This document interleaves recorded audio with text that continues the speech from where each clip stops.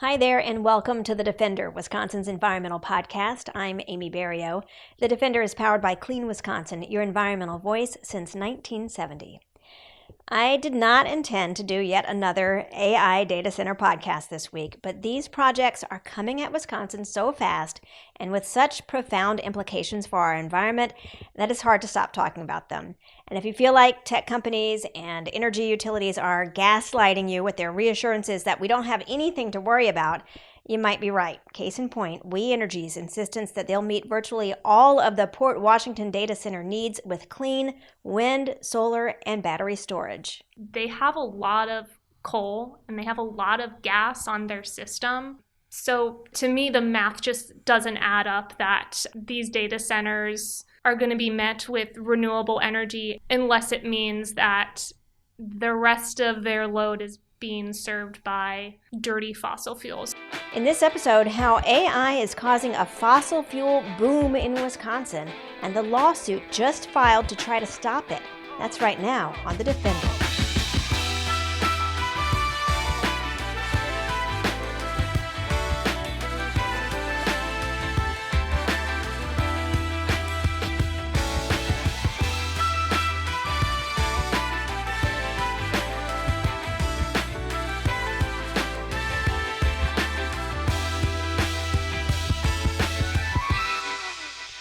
MISO and FERC may sound like the heartwarming new show about a detective and his faithful dog coming this fall to Hulu, but no, they are actually two organizations with a big control over energy: the Federal Energy Regulatory Commission, or FERC, and the Mid-Continent Independent System Operator, or MISO, that operates our power grid. MISO and FERC are at the center of a new lawsuit because they are tilting the scales in favor of fossil fuels.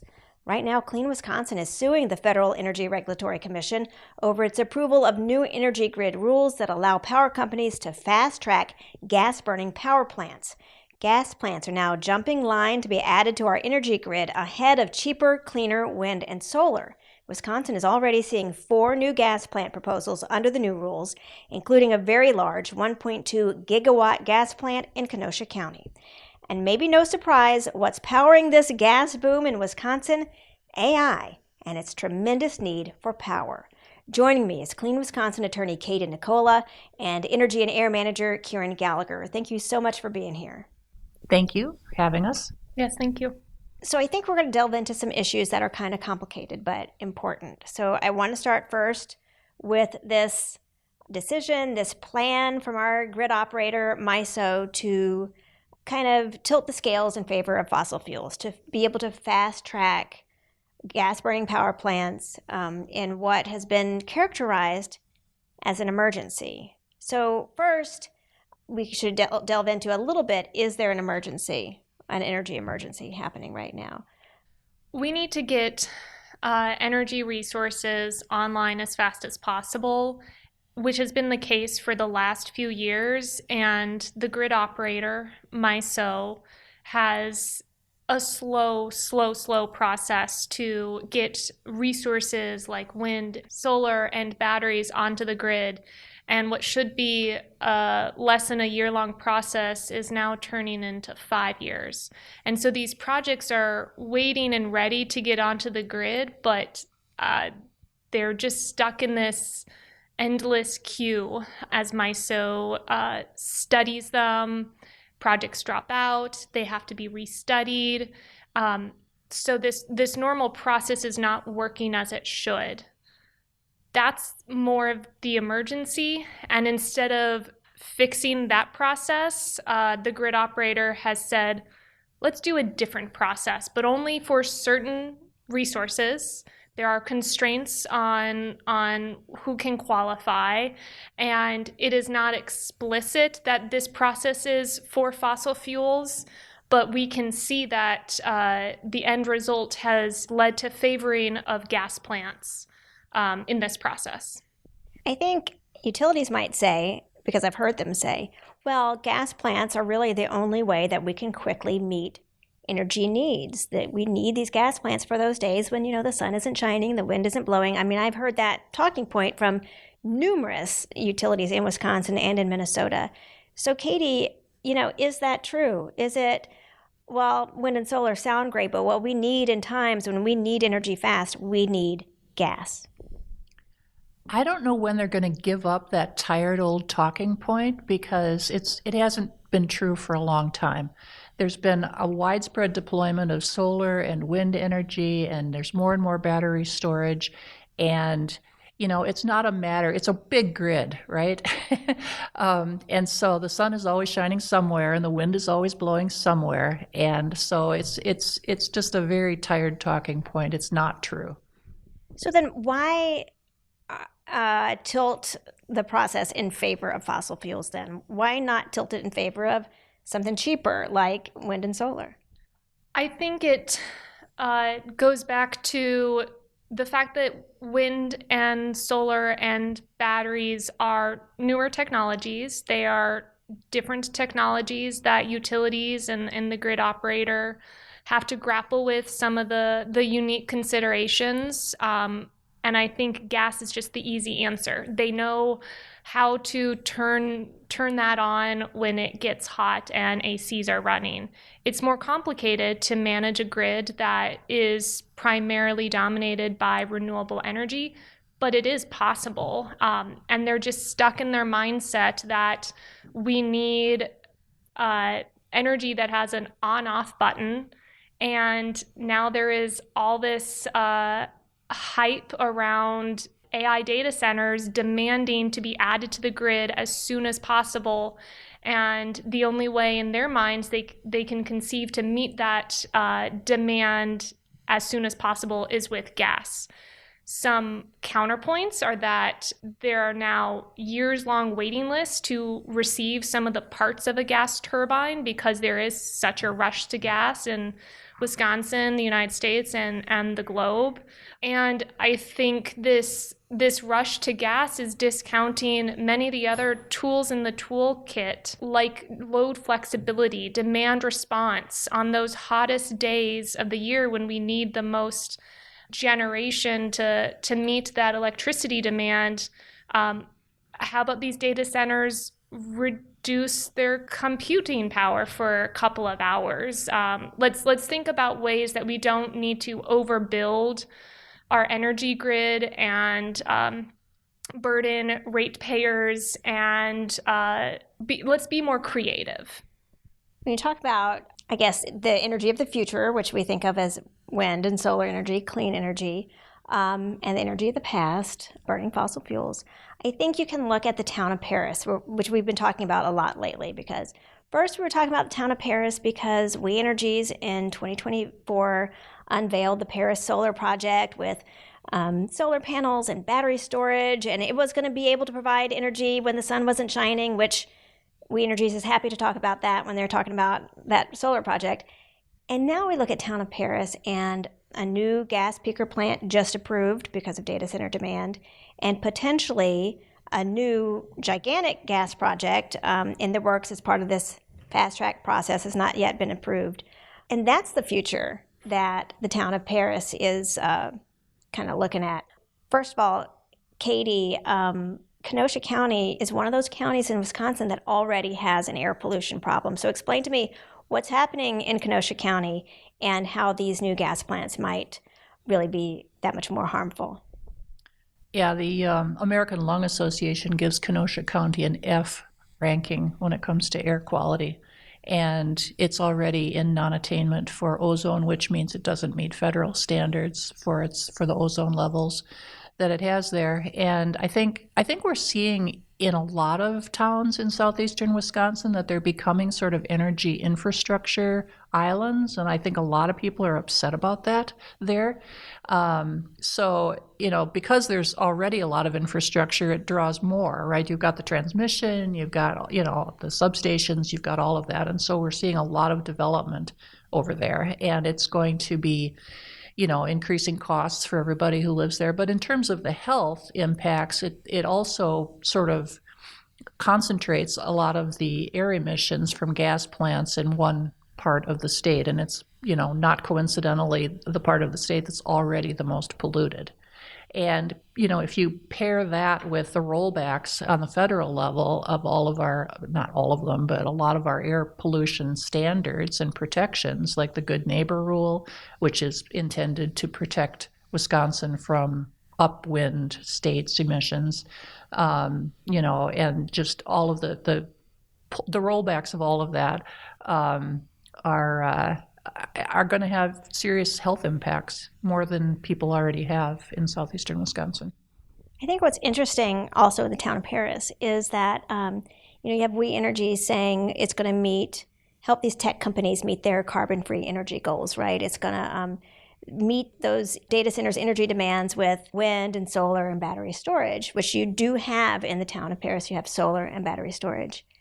I guess it's possible then for We Energies to say, well, hey, Oracle and OpenAI, your data center is going to get energy from this wonderful solar project. And hey, everybody else, your energy is coming from this gas plant. I mean, it's kind of a shell game, but is that how it could work? Yeah, I do think that's how it works. I think there has been a lack of transparency from the utilities and from the data centers, and but just some big, flashy, bold statements saying, don't worry, everything's fine here. But I think it is up to Clean Wisconsin and other experts to look under the hood and see how true and then how false those statements are, and who is bearing the burden of these health harms and this polluted energy that they're adding to the grid. So if I'm understanding correctly, basically it's possible for We Energies to say, hey, this clean energy here, that's for the data centers. And then everybody else, gas plant, so that the data centers are able to meet their clean energy goals. And then maybe the rest of us just get all this new fossil fuel burning stuff that they get built. I mean, is that basically, it all goes to the grid. So it's really basically about what We Energy says is happening, not really about reality. Yeah, once a electron is generated either at a solar plant or a gas plant, you can't track it to its end source. So it's what We Energy's behind the scenes math is, knowing that their residential customers are going to need X amount of megawatts over a season, or the most that they'll demand in the summer months versus the data center customers. And so they're making those internal judgments themselves.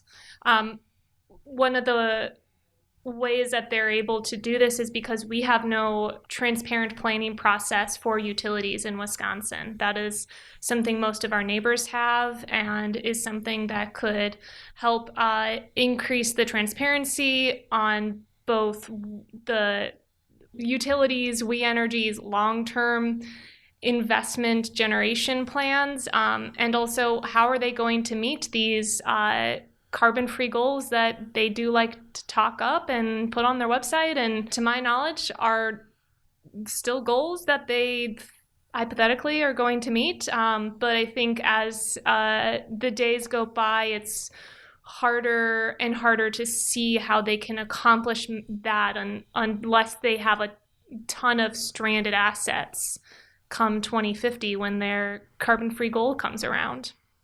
When you talk stranded assets, that's basically things that they built, they're really expensive, that their ratepayers are paying for, that they don't use anymore. So, Katie, you know, this is all very expensive, right? Yes. What is going to happen in terms of cost, especially when you have a utility that can be like, oh, you know, this energy is for this maybe potential customer class, and this energy is for a different customer class. I mean, it starts to get really complicated really fast. Well, I think there's a concern too that if the renewable energy is dedicated, let's say, to data centers, that's really the least cost form of energy and generation that you can build. And so that's what the data centers would be paying for. I think that it's unfair to expect all the other ratepayers to pick up the tab for the more expensive kind of generation that they want to build to serve the rest of their customers as well. So I think that's something to be considered.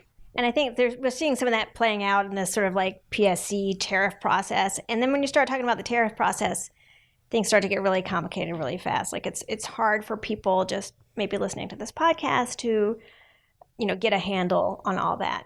And, people have their daily lives to worry about anyway. So, but how important is it that we kind of get some kind of a statewide plan together as we see these big, huge increases in demand? I think it's critically important that we take a wide lens look at all the data centers coming into Wisconsin and don't just deal with them sort of piecemeal one at a time. The state has to understand what the cumulative impacts are of having to build all this new power generation to serve these data centers. The water use of the data centers, I know that they're saying that they aren't going to use very much water, but we have yet to see exactly what the case is there. I don't know. And I think that it's a huge change for our state, and it's going to bear the customers are going to bear a huge cost for all of this. And, the claims about economic development, I just haven't seen those substantiated either. So how many jobs really will they provide? I know the tax benefits are there, but this all has to be balanced out at the state level, not in individual cases at the Public Service Commission or in individual municipalities, which I know are doing their best to handle this influx. But I think this warrants the state of Wisconsin taking a hard look at this. So back to the MISO, our grid operator, decision to kind of tip the scales in favor of fossil fuels. Ciaran, what's your fear if this is allowed to continue? Like, what's going to happen in Wisconsin? And not just Wisconsin, but there's the entire MISO service territory, which is quite large. What's going to be the result of all that? I think our fear is that we're just going to build so much gas plants that burden ratepayers, that burden nearby communities with harmful air pollution, and lock in even more climate change causing pollutants that'll make the extreme weather and climate change events like these terrible wildfire air pollution days and terrible flooding events even worse for our state and others around the world. Gas plants, methane gas, that is a climate pollutant that is causes even more near-term warming in the atmosphere than carbon dioxide does. And so there is a huge health and climate and economic impact from rushing to build all these gas plants. And we're going to see rates, we're already seeing electricity bills go up, and natural gas has volatile prices. So today it might be affordable, but in next year, 2 years, those prices might skyrocket. Whereas we know that once we build a solar and wind farm, that electricity is going to, each moment of generating electricity, once you build it, is essentially free. We don't have to pay for the fuel of the sun rays or the wind. And so it's just devastating on all aspects of our society, our pocketbooks, our health bills, and our climate. When you think about the town of Paris, and how, there was this ray of hope with this Paris solar project, and the battery storage, and this was going to be the future of energy in Wisconsin. And now we're suddenly seeing it move backwards again in that same one small town, although this is playing out in a lot of different places. It almost feels like it was pushed back 20 years. I mean, Katie, you've been working on these issues for a while. How does it make you feel when you see the progress that was made even just a few years ago start to be kind of eclipsed by more fossil fuel burning power plants? Well, I feel discouraged, of course, but I also think this points more than ever to the need for the state to take control of its own sort of destiny when it comes to its energy sources and its energy consumption. I think that we need to invest more in efficiency, and we need to pay attention to what's possible to do, and not just sort of passively allow all of these heavy energy users to come into the state and say, oh, all we can do is serve their need, right? Well, maybe not. Maybe we can think about this a little bit more proactively and manage our own resources well. And that's what Wisconsin has a long tradition of doing. We were a progressive state in that regard. We had the first public service commission anywhere. And, I did not know that. this is true. And so we did know how to do this, and we can do this again. We just need to have the will to do it. And I think we need some new laws to enforce it as well. Something that we don't have that some of our neighbors have are clean electricity standards. They have laws that mandate that their utilities have clean, carbon-free power by 2050 or 2040. Minnesota, Illinois, Michigan. And I think we are seeing that the utilities' response to some of these data centers are different in those states because they have these protective laws that ensure that the investments utilities are making now shouldn't be obsolete by the time those laws come into effect in 2050, and that they have to be making progress in implementing the cheapest, most affordable, which also happens to be carbon-free, emission-free solar and wind. So I hope that our state leaders can pick up that mantle and decide that they too want Wisconsinites to have a healthier, clean, and more livable state. When you hear We Energy saying things like, well, we're going to meet the demand of this, more than 1 gigawatt data center with renewable energy, with wind and solar, battery storage, except on the coldest or hottest days. What should people be reading into that when they hear that? Should they be skeptical of that statement?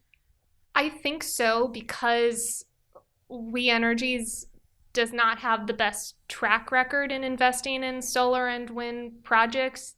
They have a lot of coal and they have a lot of gas on their system. So to me, the math just doesn't add up that these data centers are going to be met with renewable energy except on those few days, unless it means that the rest of their load is being served by dirty fossil fuels, kind of going back to that shell game we talked about earlier. We Energies can and needs to invest more in these clean energies and also more demand response, more energy efficiency.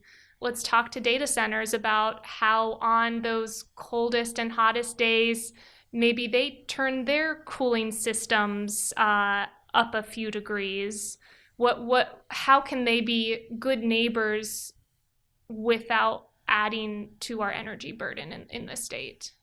I think some data center proponents are saying that, there isn't going to be any environmental harm from these data centers, that everything's going to be okay.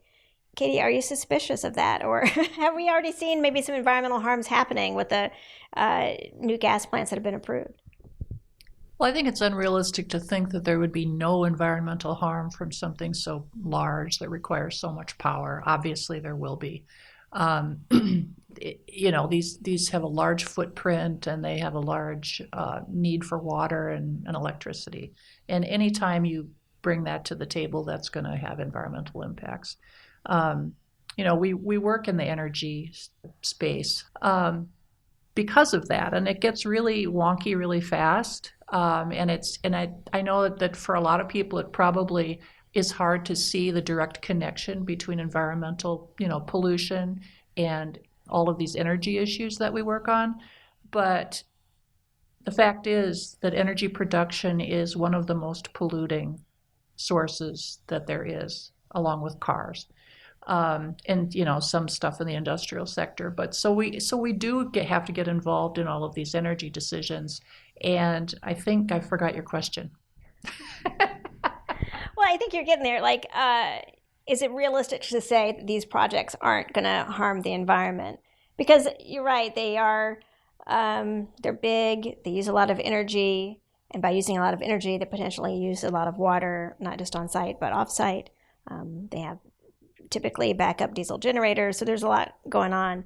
But I do think your point about this is a big, important environmental fight that's really wonky and happening in like these tariff dockets and in this lawsuit against FERC, in these places where people don't have not even heard of, let alone are really like, hey, let's get involved. So how do people who care get involved or make a difference when what's happening is in these kind of sort of wonky regulatory spaces?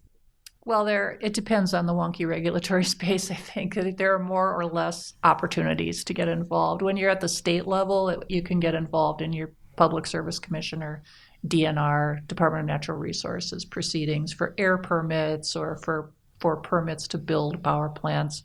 That is fairly accessible, I think, to people who want to get involved if they want to make a public comment on some of those issues. And you can look at our website and the things that Clean Wisconsin and others provide in terms of information about how to do that, how to get involved. I think when you get to some of the federal agencies like FERC and then the regional entity like MISO, it's a little bit more opaque and difficult to know how to get involved. But maybe Ciaran has some ideas about that. Yeah, just on the getting involved in the regulatory proceedings and the air permits, that is a bit of a whack-a-mole. And if a data center or one of these energy plants is coming to your community, that is the right space for you to engage in. But I think we need to also call on our state lawmakers that we need to pause and make a plan, have a statewide comprehensive plan on how we're going to approach these data centers and evaluate the energy, air quality, water impacts that these are going to have on our state, and look under the hood that even the experts are being told, don't look under this hood, just trust us that there's something good under here. So I think that's something that any Wisconsinite can do, and I would refer people to our website on how to sign a petition and call for such a plan from our state leaders. We didn't set out in this discussion to like focus so much on data centers, but it feels like every discussion we have kind of comes back to data centers. But I do want to bring it back more pointedly to our lawsuit that we're involved in against FERC.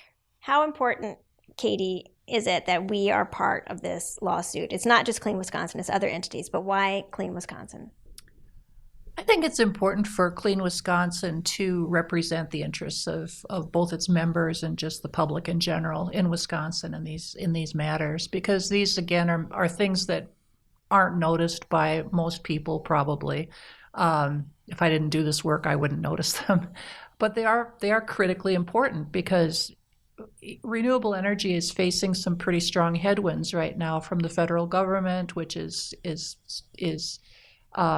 not wanting to permit new projects and not wanting to provide the tax incentives that they have in the past.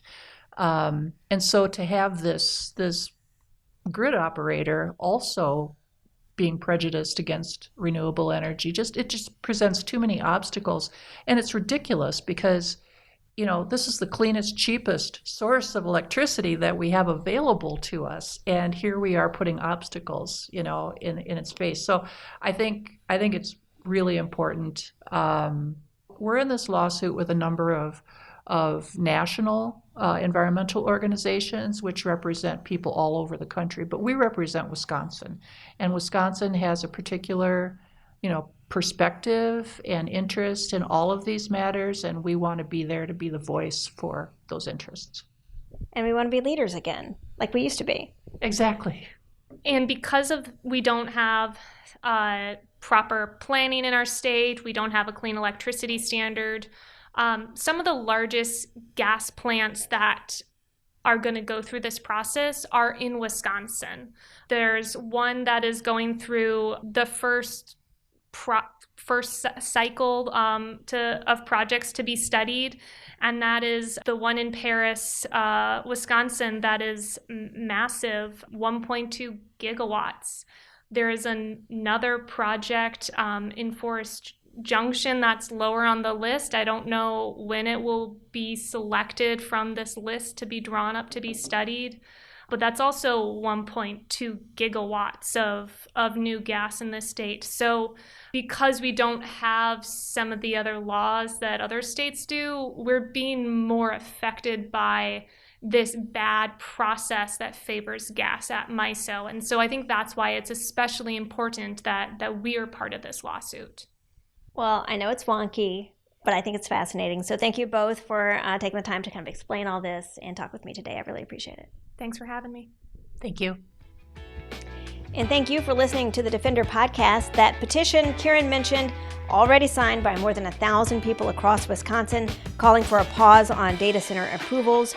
You can find a link to that in the show notes or on our website at cleanwisconsin.org. Feel free to sign on.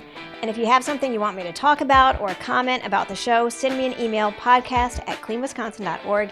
And remember to leave a rating and review on your favorite streaming app. It helps other people find us. I'm Amy Barrilleaux. Talk to you later.